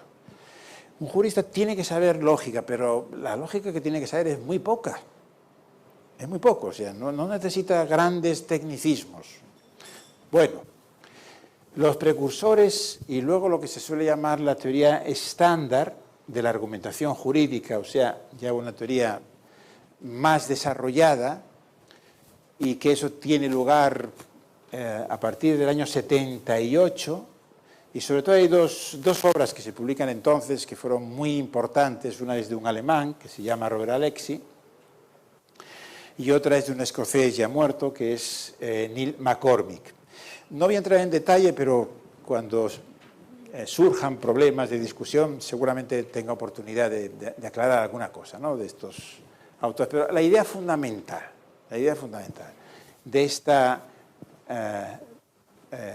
teoría más desarrollada, teoría estándar de la argumentación jurídica, es precisamente que en lugar de ver como una oposición lo de la lógica y lo otro, estas otras cosas de las que yo había hablado, la tópica, la retórica, etcétera, que podríamos llamar lo que es un término que se suele usar, criterios de racionalidad práctica.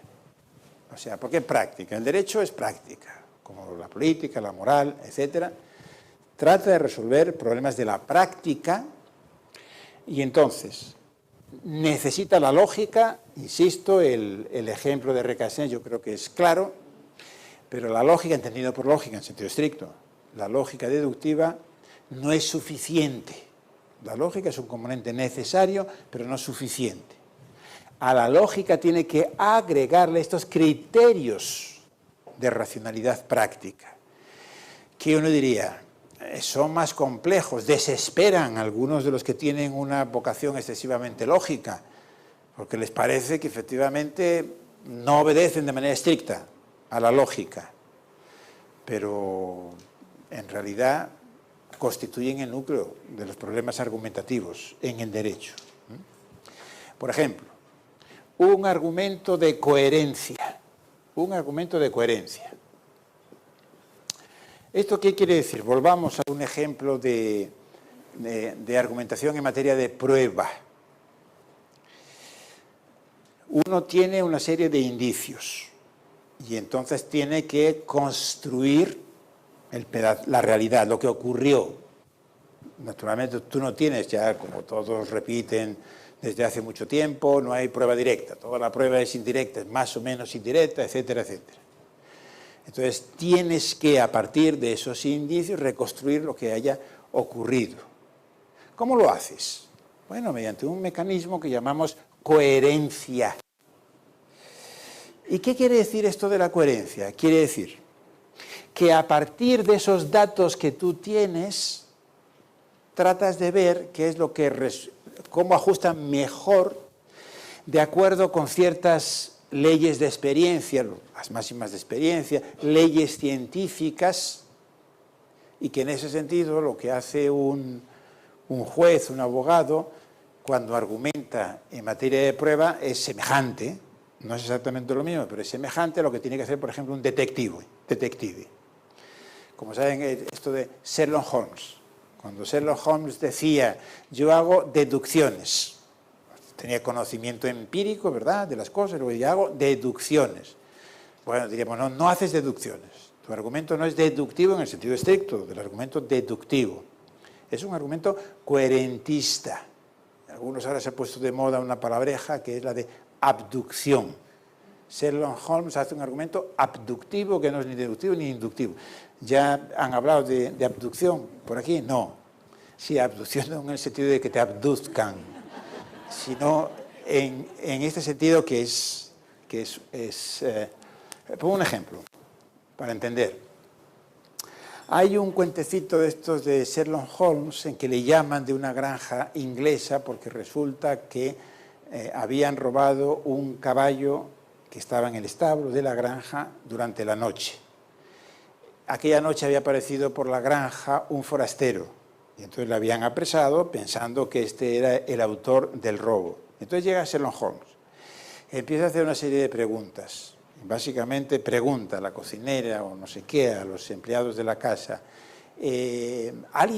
¿había perros en el establo? Dijeron, sí, había una serie de perros, no sé qué. ¿Alguien oyó ladrar a los perros en el establo? Nadie había oído hablar a los perros en el establo. Ladrar, perdón. Bueno, los perros hablan en el entremés de Cervantes hablan. Los perros, en fin, ahí no, ladraban. Y entonces, así, sin más, Sherlock Holmes dice, suelten al forastero. El forastero no es el culpable. Por eso, digamos, nos asombra. ¿Qué capacidad deductiva la de Sherlock Holmes para decir, no es el culpable? Bueno, esto es lo que se llamaría una abducción. Porque ¿cuál es el razonamiento de Sherlock Holmes? Que es un razonamiento coherentista, digo que se puede llamar así. En la abducción uno maneja la coherencia. Sería esto. El caballo estaba en el establo donde había perros. Nadie, primera premisa. Segunda premisa, nadie oyó ladrar a los perros. Y entonces así, sin más, dice Sherlock Holmes. Por lo tanto, el forastero no es o no fue el ladrón. Y claro, eso asombra. Dice, ¿y este como qué capacidad deductiva? Pero no es deductiva, es abductiva. ¿Y en qué consiste la capacidad de Sherlock Holmes? ¿Y por qué no nos asombra? Pues porque por aquí, por el medio, hay alguna premisa implícita que él no dice, pero que en su cabeza funcionó. ¿Cuál es la premisa? Los perros suelen ladrar a los forasteros. Como nadie los oyó, no los ladró, por lo tanto, no era forastero, sino más bien uno de la casa. Y se pone a investigar por ahí y encuentra que efectivamente era uno de la casa. ¿De acuerdo? A esto es a lo que se llama un argumento de coherencia. Claro, uno diría aquí, en contra de lo que dice Conan Doyle, el autor, ¿no?, de la obra, dice, hace deducciones. No son deducciones, este argumento no es deductivo. Fijémonos que incluso con la premisa implícita, no se puede decir que necesariamente, dadas estas premisas, entonces necesariamente el forastero fue el ladrón. ¿Verdad que no? No es necesario. El paso de las premisas a la conclusión no es necesario. ¿Verdad que no? ¿Por qué no es necesario? ¿Y si ocurrió que el ladrón tenía cloroformo y se lo dio a los perros y por eso no ladraron? ¿Podría haber ocurrido? Podría haber ocurrido. Por eso el argumento no es deductivo, es un tipo de inducción a la que hoy se le suele llamar abducción. Pero ¿cuál es la gracia del asunto? La gracia es esa idea de la coherencia. ¿Cómo se infiere esto? Decimos, claro, lo más coherente, no necesario, sino lo más coherente es que no haya sido el ladrón. Pero puede ser que nos pongamos a investigar y entonces resulta que encontramos restos de cloroformos o algo así y cambiamos nuestra hipótesis. Bueno, entonces la abducción es un procedimiento argumentativo que sirve para formular hipótesis. Y por eso es distinto de la deducción y de la inducción en sentido estricto. Esto es una trivialidad porque abducciones las hacemos a cada rato, pero cuando son espectaculares, como de Sherlock Holmes, entonces nos gustan mucho, y cuando no son así, menos. Pero, por ejemplo, a mí cuando me presentaron hoy a la directora, cuando me la presentaron, yo vi que me saludaba y me daba 2 besos, uno en cada mejilla. Y entonces yo le dije, ¿ha vivido en España? Y me dijo, sí, y acerté. ¿Por qué acerté? Porque yo creo que aquí no se dan 2 besos, se da 1, eso es. Y uno está acostumbrado de que cuando andas en Latinoamérica constantemente te ocurre que te quedas así con el beso en el aire, porque besas en una mejilla y en la otra, pero la besada no pone la otra mejilla. Y entonces, bueno, pues una abducción. Entonces, la hipótesis, lo más coherente es que haya estado en España o en algún otro país, pero en fin, dados nuestros vínculos culturales, lo más probable es que fuera en España. Bueno, esta construcción de hipótesis que hacen los detectives, pues uno diría, y también lo hacen los jueces, claro, y lo hacen los abogados, cuando tienen que investigar los casos. Bueno, aquí ahora serían los fiscales, porque ya los jueces ya no instruyen, creo que casi solamente queda en España, ¿no?, la labor de instrucción para los jueces, pero en fin, de una u otra manera. Y eso es entonces la semejanza y por eso el interés de esto de la abducción, y la hace, diría, todo el mundo, ¿verdad? Por ejemplo, también lo hacen los médicos, que esto es muy importante, porque entre el razonamiento jurídico y el razonamiento médico, realmente hay conexiones muy estrechas, sumamente interesantes, y con los detectives. ¿Ustedes han visto la serie esta de Doctor House? ¿Se llama así? Doctor House, sí. Entonces, Doctor House es el Holmes, diríamos, de la medicina. Hay incluso varios libros que se han escrito por ahí poniendo esto de manifiesto. El tipo de razonamiento que hace este House es así. Y fíjense que pasa lo mismo, o sea, construye una hipótesis. Si recuerdan, además hay una especie de pizarra, ponen los síntomas, sean los indicios para nosotros, y dado esto, se pone un poco a pensar, este debe tener un cáncer de tal tipo, no sé qué. Por lo tanto, administrémosle tal tipo de medicamento, y a veces está a punto de cargarse a la persona o directamente lo matan. Bueno, precisamente porque es un tipo de argumento que se está refiriendo, que no es lo de la lógica, pues yo digo, la lógica son argumentos congelados, y esto es argumento en acción, o sea, es cuando estás construyendo la hipótesis, y entonces es derrotable. Entonces ahora aparece lo que veíamos, es derrotable, es decir, que eso vale a no ser que, es como si uno dijera, ¿verdad? No es el forastero a no ser que le hubiesen puesto cloroformo. Es un cáncer de tal tipo, a no ser que, a lo mejor resulta que tenía también alguna peculiaridad. El argumento es derrotable.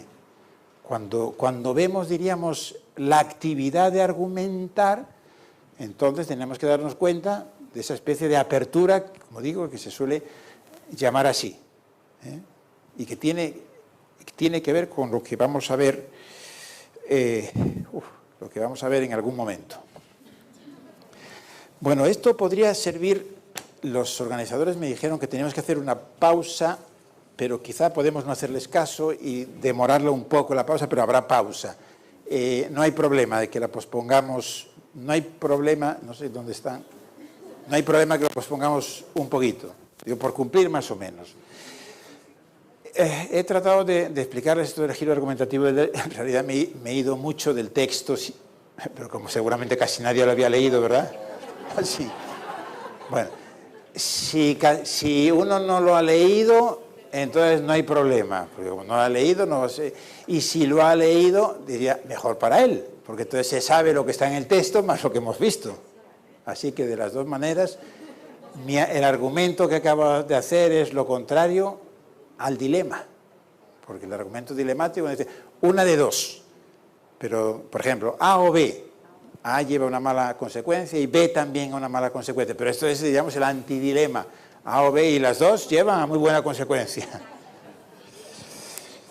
El texto, porque yo quería ir así entremezclando algo de teoría y alguna cosa ya puramente de argumentación. El texto que les había sugerido es el caso Lochner. Si a lo mejor tienen por ahí, me pueden decir cuál es la página donde está. 267. Gracias. 267.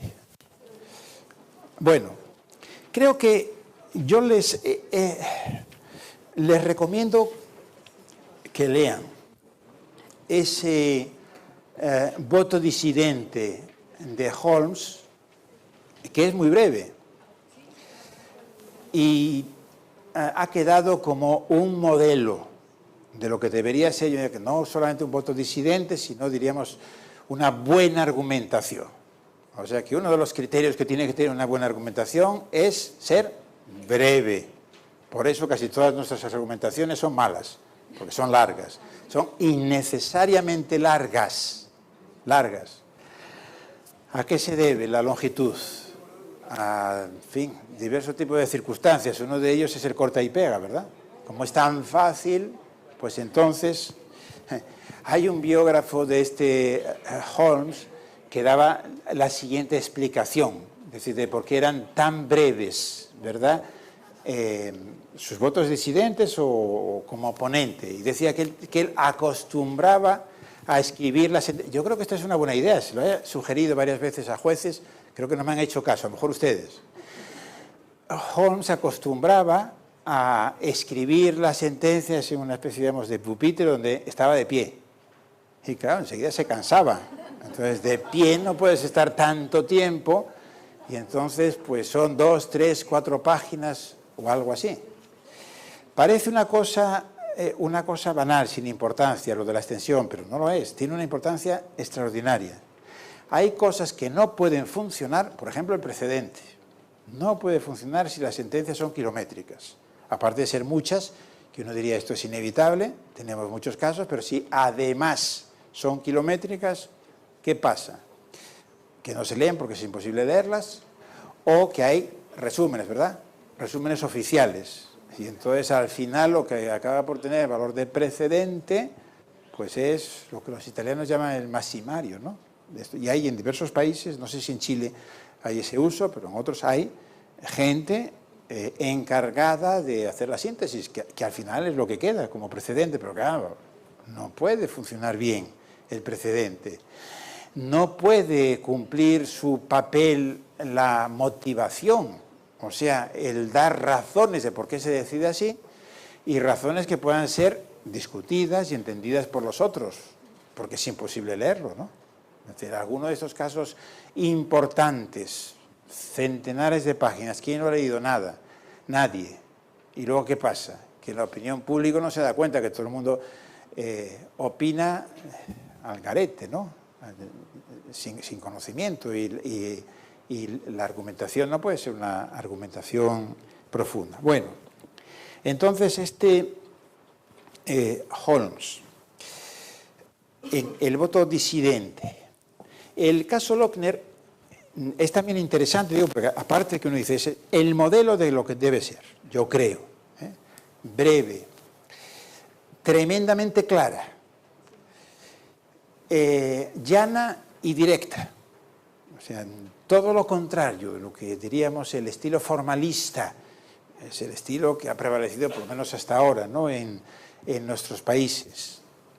Claro, también uno diría, y muy bien escrita, Holmes tenía grandes dotes literarias, cualquiera no las tiene. Eso son de esas cosas que uno dice, pues si tienes la suerte, pues bien, y si no, a lo mejor a tanto uno no puede aspirar, pero al menos intentarlo.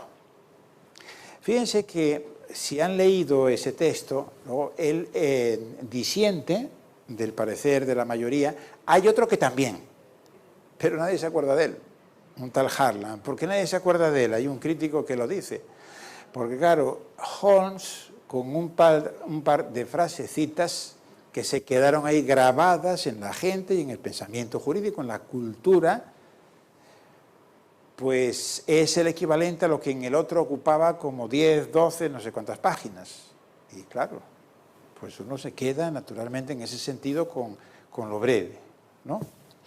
Es también, digo, un ejemplo de sentencia formalista por parte de la mayoría del tribunal, y frente a eso, diríamos, tendríamos la argumentación de Holmes. O sea que más o menos el caso era el siguiente. Había habido una ley del Estado de Nueva York que había establecido unas limitaciones de horarios para los trabajadores en las taonas, que uno dice, también menuda limitación, ¿no? Porque tenían que trabajar 6 días a la semana y 10 horas, me parece que era, o sea, 60 horas. 60 horas, entonces les parecía poco a los empleadores. Y el caso que aparece, que se presenta a la Corte, claro, es a comienzos del siglo XX. Esa ley, como otras, pues reflejaba el movimiento socialista, que entonces había empezado, protegía a los trabajadores, pero presuntamente iba en contra de la enmienda 14 de la Constitución de los Estados Unidos, que establece, entre otras cosas, lo que para nosotros es el principio de igualdad ante la ley. ¿También es el principio 14 en la Constitución chilena, lo de la igualdad ante la ley? No. Porque en España da la casualidad, que también es el 14. Bueno, igualdad ante la ley. Perdón, libertad. Bueno, igualdad ante la ley, digamos, y libertad de contratación. Entonces, lo que hace la mayoría del tribunal, en realidad, es un tipo de argumento que es esto que ahora llamamos de ponderación. Y entonces dice, bueno, aquí tenemos, en este caso nos plantea que por un lado está el artículo 14, la libertad de contratación entre las partes, si las partes son iguales, digamos, pueden decidir un horario u otro, y frente a eso está la ley, sería en ejercicio del derecho de policía que se concede a los estados, a cada uno de los estados, para proteger la salud, la integridad, etcétera, etcétera. Y se trata de ver qué es lo que pesa más. O sea, que ellos no utilizaron la palabra ponderación, pero si nosotros lo leemos, diríamos, en realidad, el tribunal está argumentando así. Y entonces está diciendo, esto tiene mucho peso, lo de la libertad. Y solamente en el caso de que proteger la salud de los trabajadores fuese de gran intensidad, o sea, el riesgo que corriese su salud fuese muy grande, estaría justificado, si no, no. Y entonces por eso dicen, pues no es tan grande. Y realizan muchos argumentos de estos que se llaman argumentos por reducción al absurdo. ¿Recuerdan cuando dice, por ejemplo, claro, si consideramos que trabajar en las taonas más de este tiempo, ¿no?, significa un riesgo para la salud, tendríamos que decir lo mismo de los que trabajan en las fábricas, en las farmacias, etcétera, etcétera, etcétera. Argumento por reducción al absurdo. Supongamos tal cosa, si suponemos... Profesor, perdón, ¿las taonas es equivalente más o menos a las panaderías? Sí, entonces no se dice taonas aquí. No. Bueno, aquí en España es una palabra quizá un poco arcaica, pero es bonita, ¿no? Taona, sí, en las panaderías. Igual que aparece también lo de mancebo. ¿Se dice mancebos? No. Mancebo en el castellano antiguo todavía se usa algo, es el que trabaja de ayudante en las farmacias. Ese es sí, el mancebo. Usted pensaba otra cosa, ¿no?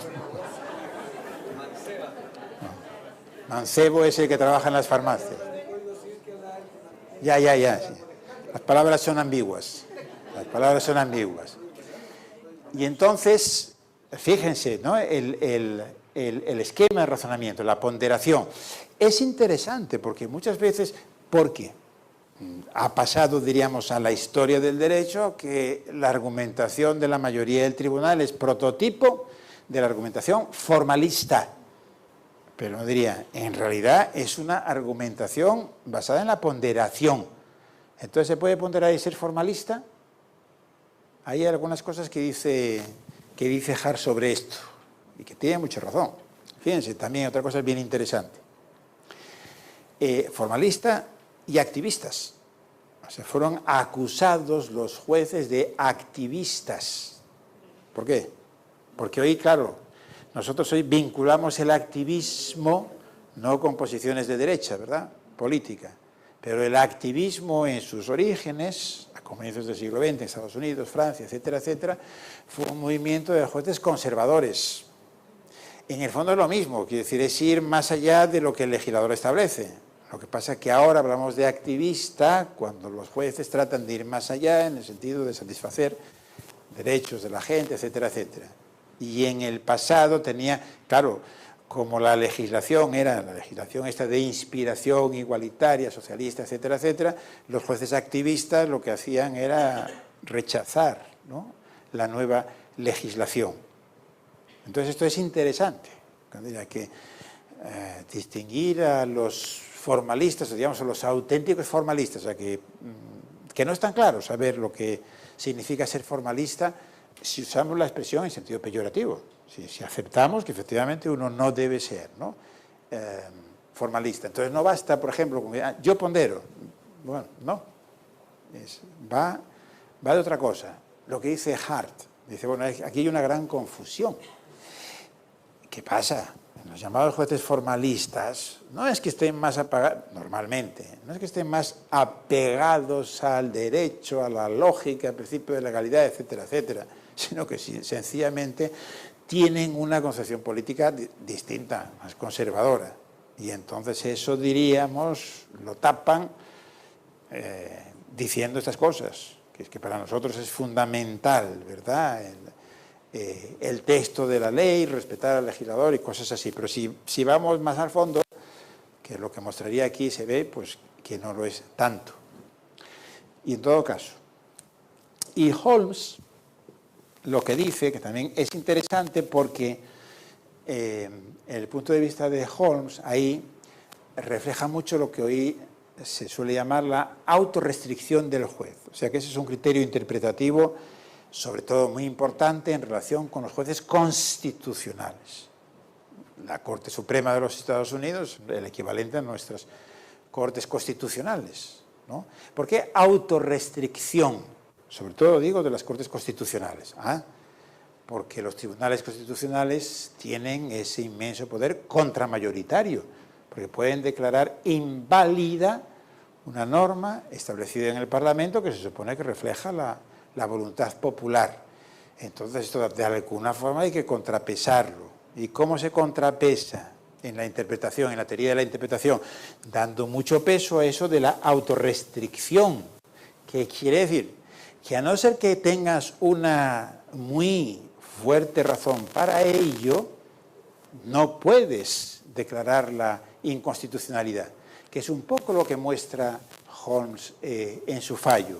Él da a entender, y parece que así era, Holmes no quería saber nada con el socialismo, pero él dice, yo soy un juez, no soy el legislador, juez constitucional, y entonces como juez tengo que aceptar que el público, la gente, pueda determinar, establecer leyes que no son las que yo, si tuviese esa competencia, promulgaría, pero mi papel como juez constituyente es exclusivamente controlar que eso no cabe en la Constitución. O sea, podría ser una ley de otra manera, pero simplemente, es decir, si no va contra la Constitución, entonces diríamos hay que aceptarlo, hay que aceptar que es válida, ¿no?